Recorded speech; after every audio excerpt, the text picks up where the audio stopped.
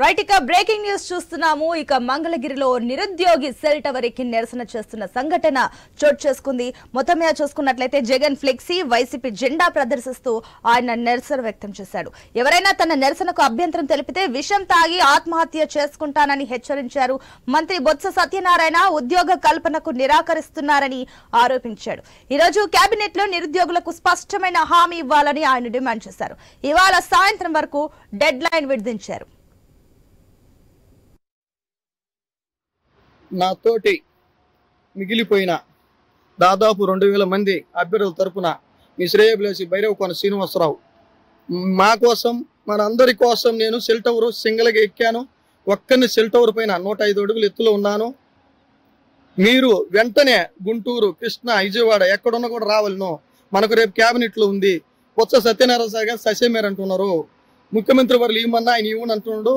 నేను పురుగు మందు డబ్బాతో కూడా ఎక్కాను. మీకు పురుగు మందు డబ్బా కూడా చూపిస్తాను. మీరు కానీ రాకపోతే చూడండి, పురుగు మందు డబ్బా కూడా ఉంది, చూడండి దయచేసి. నేను చూపిస్తుంటాను. రాకపోతే మనకు సాయంత్రకల్లా రిజల్ట్ రాకపోతే నేను దేనికైనా సిద్ధం. చూడండి పురుగు మందు డబ్బా పాయసను చూడండి. ఇదిగో బ్యానర్లు జెండాలు కట్టాను. సెల్ టవర్ ఇదిగో బ్యానర్ కూడా, బ్యానర్ కిందికి చూడండి.